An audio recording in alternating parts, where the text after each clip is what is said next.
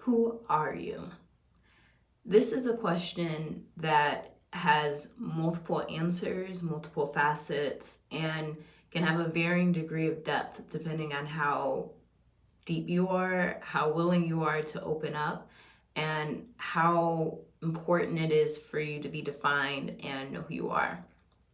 This is a question that after I'd had a psychotic episode and was at a very low point in my life, one of my friends asked me, and it was challenging for me because at that point, I didn't know who I was. I'd had an episode, I lost everything that felt like a dream to me, and it was as though everything that I thought I was a lie, and I had no idea of who I was. I didn't have the job that I usually had.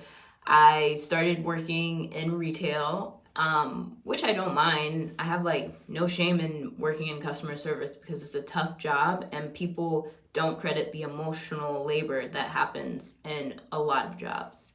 And I was living with my mom. I'd been living on my own. And so there was more feelings of failure, of shame, of frustration, of loss, of feeling depressed and as though something were wrong with me, like deeply and fundamentally.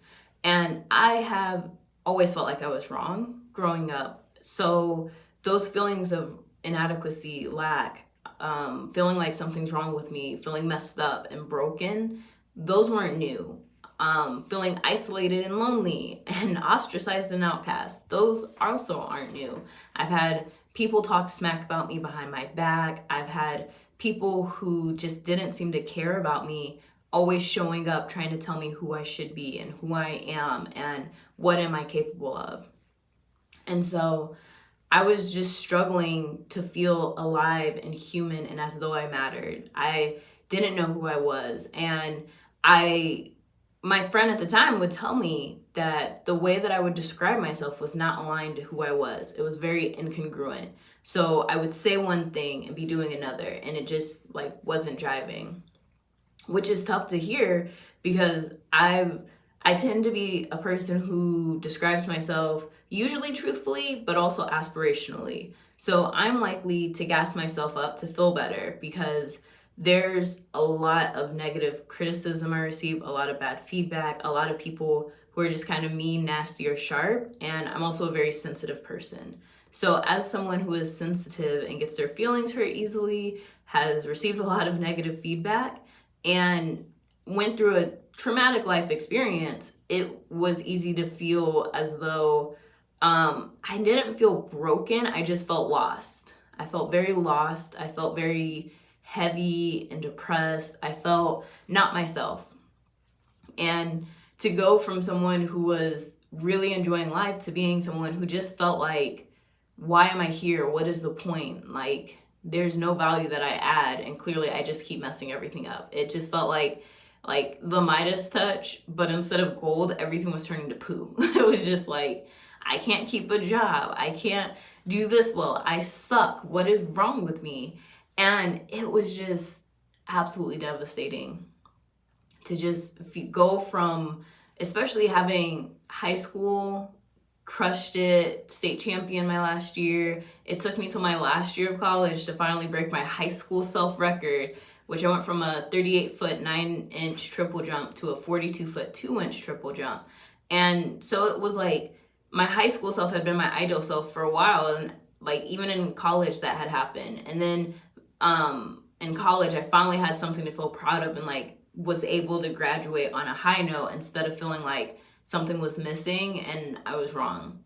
But to having a mental illness or a mental episode and to question who I am, because at my core, I'm a smart person. I'm very intellectual. I'm a bookworm. I am someone who loves to read, learn, study, grow, research. Research is so much fun for me.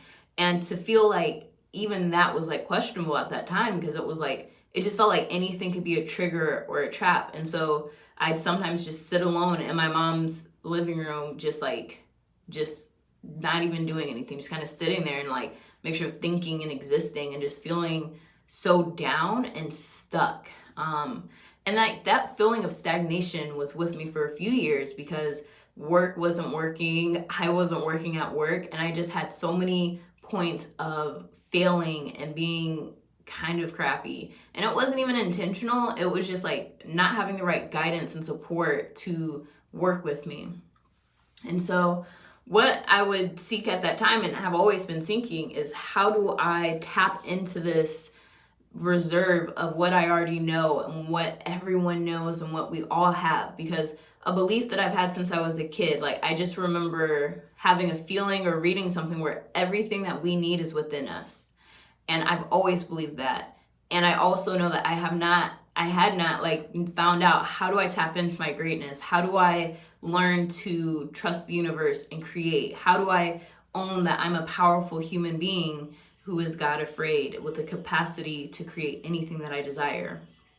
And so I went on a journey, and I have been on this journey my whole life. I've always wanted to be the type of person who says things and makes it happen. I've always wanted to honor myself as my word, to have high integrity, to be a person of character and virtue and strength.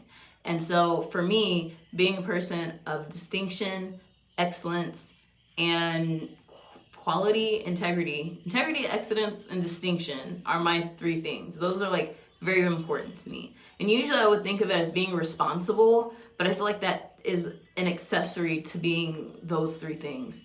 Because as I was able to like really fully, deeply take responsibility for my life and the place that I'd gotten into from the choices that I made, which were, I wasn't taking care of myself. I was putting everyone ahead of me. I was not drinking water, not sleeping, not eating.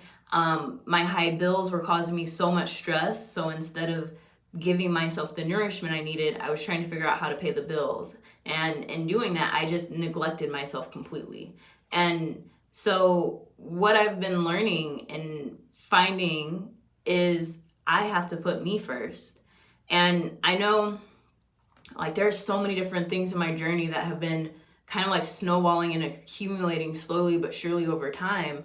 And so I've had like, I guess a lot of defining moments, but some that are sticking out in this moment are, I was on the phone with my mom one day and we were talking, and it might have been a talk where I'd felt depressed and I was spiraling, and I knew I needed my mom, and I knew she doesn't like it when I feel depressed, and she can't handle those emotions, and she always tries to fix it. And we were talking, and somehow she was like, I was sharing that I feel like I owe her and my dad something. Like I'm here to be of service to them and to extend their missions and to improve upon what they've created. And she gave me permission to take care of myself first and to put me first and to honor who I am and what I need in my life. And it was so fascinating to me because I'd had other people giving me permission. Like someone was like, oh, I give you permission to slow down and rest. I'm like, woman, I don't know you. You ain't my grandma. Bye. And this other guy was like, I give you permission to go on a spiritual journey. And I'm like, you don't know how spiritual BDSM and Tantra can be. So bye. Don't tell me what to do with my life. Like go somewhere. But to have my mom, who I have wanted to please and honor and minimize what I wanted and needed to be less of a burden on her, and for her to finally just be like, hey, no, don't do that.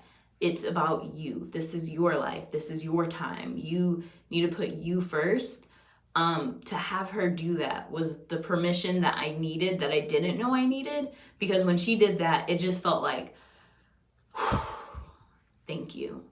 Because even though I know intellectually I'm here for myself, there is a part of me that wants to honor the Bible and honor your mother and father and be, of service to your parents and what they've created. And so to have my mom let me know that she's good, I'm good, I don't have to do anything to make her proud, to make her happy, to take care of her, to do anything. Like I can just be her daughter, and that is it for her. Like she is satisfied.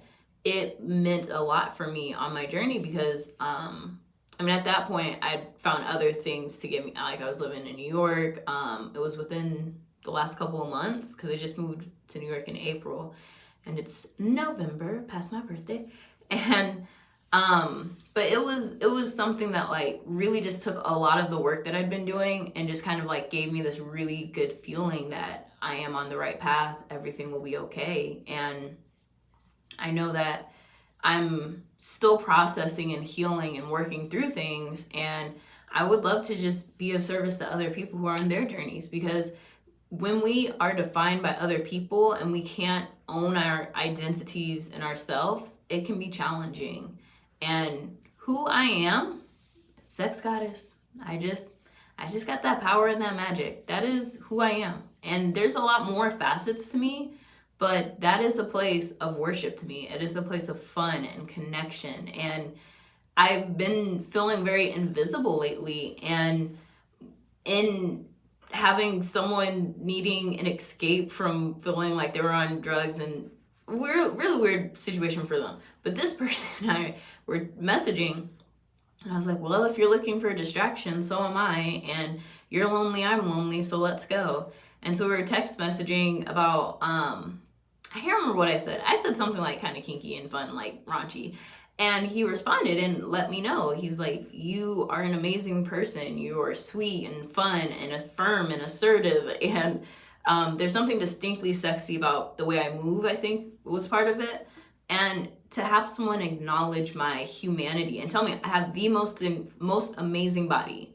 And it didn't have anything to do with my blackness or my womanness or anything else. It was just, you have an amazing body, the most amazing body I've seen. Your boobs are great. They got better. How could that happen? How can you improve upon perfection? And to have someone acknowledge me in that way is something I crave. I am an attention whore. And I like to act like I'm not, but I am. And it's okay. I'm also hot-blooded. I have a bad temper. I get upset more times throughout the day than like I probably should. According to who, I don't know. But like, I get upset a lot, especially living in New York City. You're walking too slow. You're walking too fast. Why are you coming up on me like that? Why you touch me? Why you touch me? There's no space. Like, there's literally no reason for you to be touching me. Why are you touching me? Wow, you just don't want to get your elbow off my boob, huh? We just gonna stand here like this? You just gonna keep touching my boob? Okay, cool. Literally thoughts in the middle of a day, like in the same day. And then it could be like, some days I have fun with it, but for the most part, it does suck. Like, subways can suck. It's fun and sucks. It's great. But that's the thing about being alive. There's duality, and we can be happy and crying sad simultaneously. It's just weird. Or maybe it's because I'm a woman or I'm a weird person. I don't know. But I do know I like sex. It's fun. I want other people to have fun with sex. I want people to realize that it is a passionate, fun, intimate, sexual, religious, spiritual, amazing experience, and it can be whatever you make of it. And I don't fully, like, I know sex has to do with my confidence coaching practice, and it has a lot to do with the confidence that I have, because it for sure does not come from work. That is the place I have, like, oh my gosh, I don't even know, like, if I have a lack of confidence. I just don't care. I just don't. I just want to get paid. Leave me alone.